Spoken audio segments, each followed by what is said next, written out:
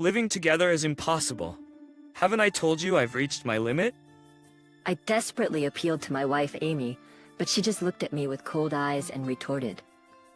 If you have something to complain about, why don't you just leave? Fine, I'll leave this house. In my hand, as I left the house, was a completed application for divorce. I'm going to submit this right away, I thought. What fate awaited my wife and mother-in-law after I quickly submitted the divorce document, forced on me by my wife. My name is Kenny. I'm turning 41 this year. I've been married to my wife, Amy, for 7 years. We're a working couple, each with different jobs. I was raised by my maternal grandparents, as my parents passed away in a car accident when I was young. My grandfather, who loved to travel, used to take me to various places, as I was lonely without my parents. Influenced by him, traveling became my hobby too. I often travel alone, writing about different places on my blog, and earning a living as a freelancer. In the midst of my travels, I met Amy. We got to know each other at a bar, where she was drinking with a group that included a guy I had struck up a conversation with. Amy, always at the center of the group, extended the conversation and paid attention to me. She caught my eye, and I quickly noticed myself following her with my gaze. She worked at a brokerage firm, and her dedicated work ethic, tirelessly pursuing sales, stood out to me. After that, we exchanged contact information, and following my persistent pursuit, we started dating and eventually got married. Even after marriage, I continued writing blog articles as a work-from-home job, while Amy worked as a company employee. One day, Amy approached me while I was leisurely enjoying my coffee. Kenny, I'm heading to work. Can you do the laundry and also make dinner tonight, please? Got it, though. Could you pick up some canned tomatoes for tonight's dinner? I was thinking of making meat pasta. When I asked, Amy made a slightly annoyed face. I'm working, Kenny. It's only fair you do that much, since you're still at home. Sorry, I've got a lot on my plate with work today, and might not have time to step out. Just as I said this, the living room door opened. Hey, Kenny, I've been listening. And what's the big idea asking Amy to run errands? What are you thinking? It was Mary, my mother-in-law, who lives nearby, but separate from us. Oh hey, what brings you here all of a sudden? I asked with a shaky voice, taken aback, as my mother-in-law glared at me sternly. As my mother-in-law glared at me sternly, Amy then casually dropped a bombshell. Oh, that's right. I gave Mom a key to this apartment. What? Why would you do that without asking? As I began to question Amy, my mother-in-law glared at me and said, "Do you have a problem with that?" And trying to push household chores onto your working wife, isn't that absurd? You're the one staying at home, so you should be doing everything. Yeah, right, Mom? Kenny is being terrible, isn't he? Amy joined in, smirking alongside her mother. Really, living comfortably at home and not even earning much, what a shameless man. Faced with such accusations, all I could do was bite my lip. Alright, I'll go. Exactly. You should just quietly listen and do as you're told. Especially when your wife is the one earning. Avoiding my satisfied-looking mother-in-law's gaze, I retreated to my room. My main source of worry, my mother-in-law, having outlived her husband. She lives alone nearby and takes immense pride in Amy, a graduate of a prestigious university, and still dotes on her. Since the beginning of our marriage, she has never approved of my work-from-home job, often making snide remarks. Amy has never stood up for me during these attacks.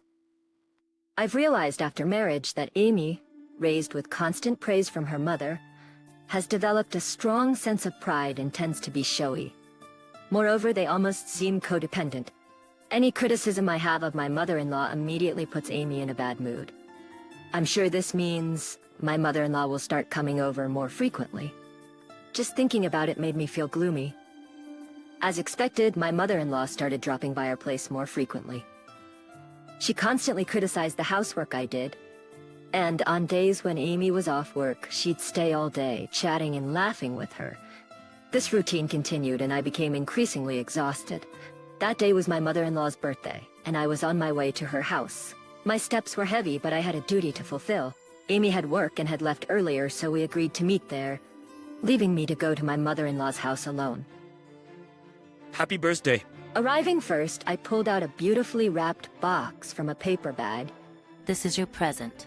It's a handmade bag I bought at a store I visited for an article. Before I could finish, my mother-in-law let out a loud sigh. What is this? Trying to get away with something cheap.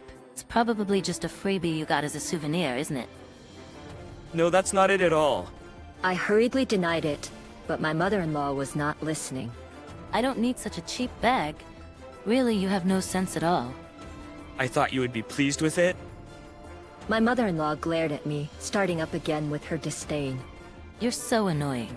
Frankly, I don't like how you use your job as an excuse to travel around causing trouble for Amy. What? I take pride in my work, and to say that is just cruel. I retorted heatedly, but my mother-in-law continued to look down on me. Pride in just earning pocket money? That's laughable. Living off Amy, and then you bring such useless things. Take this back and bring me a gift card instead. Understood. I put the gift back into the bag and left my mother-in-law's house, heading to the department store. I'd like to purchase $200 worth of gift cards, please. After buying the gift cards at the department store and having them wrapped as a present, I returned to my mother-in-law's house with heavy steps. Okay, I'm back. As I spoke, Amy, who had apparently arrived in between my trip, suddenly showed up. Kenny, remember it's Mom's celebration today. I've ordered some fancy takeout for us. The dining table was filled with dishes from a famous restaurant. I was told to cook, so I bought ingredients in advance. As I stood there stunned, my mother-in-law chimed in. What are you talking about? This is obviously better than your cooking. Amy, thank you for doing this for me. All I could do was watch the two of them with a look of dissatisfaction. Reluctantly, I took my seat at the table and the three of us began to eat. While Amy and her mom chatted happily, I felt completely out of place. Towards the end of the meal, Amy suddenly broached a new topic. Hey Kenny, should we think about moving soon? Moving? What? Didn't you see the new high-rise apartment building nearby? I think living somewhere with a great view and a nice vibe would really lift my spirits and motivate me to work harder. Oh, a high-rise apartment, that sounds lovely. My mother-in-law said dreamily, agreeing with Amy, so I hurriedly responded. But isn't our current apartment still perfectly fine? However, Amy's face turned visibly unhappy at my words. We have enough in the household budget, so it's fine, right? My mother-in-law also glared at me, intimidatingly adding, That's right. A man should just quietly listen to his wife. Feeling utterly diminished, all I could say was, understood. Indeed, if moving could make my work more efficient, it would be a bad thing. Plus, if I manage not to give my mother-in-law a key when we move, maybe things will be better than they are now. I convinced myself and agreed to move into the high-rise apartment. While progressing with the procedures, I decided to give Amy one condition. Amy, there's something I need you to promise me. Once we move, can you promise not to give your mother a key? Huh? Why? It's no big deal. I'm honestly at my limit with your mom's interference. If we can't agree on this, I can't go through with the move. Amy seemed to ponder for a moment before placing her hand on my shoulder. Okay, if you feel that strongly about it, Kenny. Alright, I won't give her a key. Thank you. I'm glad you understand. Amy seemed really excited about living in the high-rise apartment. With her promise not to give her mother a key, I also felt relieved and proceeded with the moving preparations. A few months later, we finally moved into our dream high-rise apartment. The apartment with its prime location had stunning views and a luxurious, high-end interior. Living there with just Amy, I was finally enjoying fulfilling days. But the issue with my mother-in-law soon arose again. Hey, do you mind if I invite Mom over today? But you just invited her over yesterday. Amy had started wanting to invite her mother over almost every day. As a result, my stress kept building up, leading to more and more arguments. Please stop inviting your mom over every day. Why? You're the one who said not to give her a key, so I'm asking for permission. That's not the point. The day after our heated argument, I unexpectedly had to leave for an overnight business trip for an article meeting. On the day of my business trip, Amy didn't say much as I left the house. I boarded the bullet train and headed to my destination, busily tackling one task after another. It was a hectic day, but I managed to finish my work and bought some souvenirs on my way back home. The moment I opened the door upon returning, I noticed something amiss. There was a vase-like ornament that wasn't there before. identical to one I had seen at my mother-in-law's house. A sense of foreboding washed over me as I headed to the living room, where I found a pile of cardboard boxes. What's going on here? Then, from behind the boxes, my grinning mother-in-law emerged. Finally home, huh? No. I heard you told Amy not to give me a key. Trying to lock me out, huh? Well, that's not happening. Panicking, I confronted her. What is all this about? Hey, what is all this luggage about? What do you mean? I'm moving in here. If we live together, it doesn't matter whether I have a key or not, right? But what about the house you were living in until now? I've already canceled the lease. There. It was just a rental after all. My mother-in-law said triumphantly, making me feel dizzy. Then my eyes were drawn to a piece of paper on the table. What? Ignoring my confusion, Amy came into the living room following my mother-in-law, and she looked puzzled upon seeing me. Kenny, you're back. Amy, what is this? I wasn't informed about any of this. Then Amy, scratching her head in annoyance, said, It's fine, isn't it? We have extra rooms. Living together is impossible. I told you I'm at my limit. I pleaded desperately with Amy, but she looked at me with cold eyes and retorted, If you have a problem, then you can just leave. Saying this, Amy put the paper I had seen on the table, a completed application for divorce, in front of me. Are you serious? I'm serious. If you defy me, it's divorce. Come on then. Hurry up and fill out your portion. Amy said, forcing the application for divorce into my hands. That's right, we'll live here, just me and Amy, so any unwanted guests can just get out, haha. Said Amy and her mother, with an air of it being the most natural thing. After enduring their snide remarks for so long, I can't believe they'd resort to such an underhanded tactic. And now they're telling me to leave? Biting my back teeth in frustration, I spoke in an extremely calm voice. Alright, I'll leave this house. Humph. If you understand, then hurry up and pack your bags and get out. It'll be interesting to see how you manage to live from now on, haha. I gathered my things while listening to my mother-in-law's loud laughter. Amy was avoiding looking at me, but I spoke to her clearly. Amy, are you really sure about this? Then Amy looked at me and with a smirk blurted out, You'll probably be back soon anyway, right? Maybe cool off your head a bit. I left the high-rise apartment as my grinning mother-in-law watched me. In my hand, I clutched the divorce papers. Alright, I'll file these right away, haha. I had decided to part ways with my wife and her mother. A month later, I was relaxing in the apartment I had rented when the intercom was furiously rung. Who is it? Hey you, open up right now.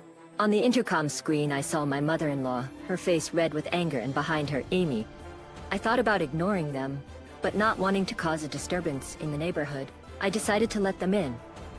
What can I do for you? As I asked with a troubled look, my mother-in-law snapped at me. What do you mean by leaving that high-rise apartment? What do you mean? That place has already been sold. As I said this, my mother-in-law's eyes widened in shock. Sold? But that apartment belonged to Amy, right? You couldn't possibly have sold it. Amy's property? What are you talking about? I bought that high-rise apartment. What? My mother-in-law, seeing my calm expression, looked at Amy, who was standing there with a pale face, speechless. What's this about? What do you mean? I let out a deep sigh and looked straight at Amy. Amy, didn't you tell her? Amy remained silent, turning her eyes away. I then turned to my still confused mother-in-law. You said I was just some bottom-dwelling bum. But I'm actually the founder of a certain travel blog, and I even occasionally appear in magazines and on TV. What? Magazines? TV?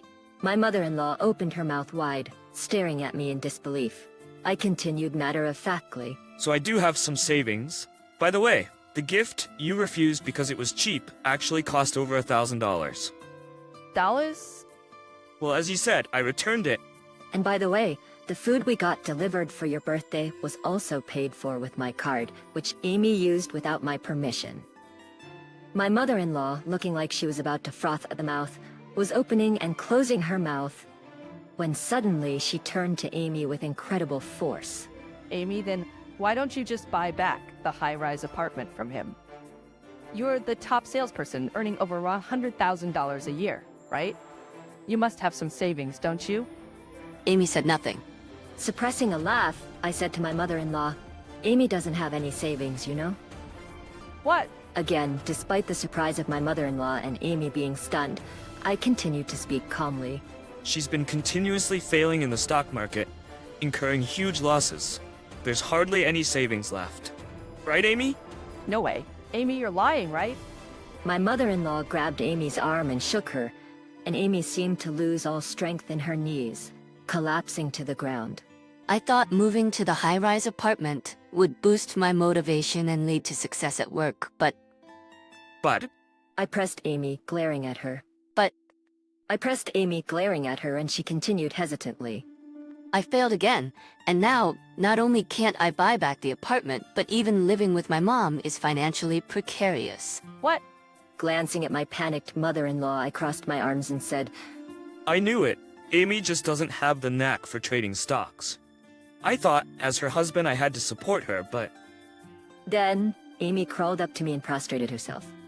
Kenny, I'm really sorry. Please let's start over. Amy, what are you saying to this man? Amy shouted back at her.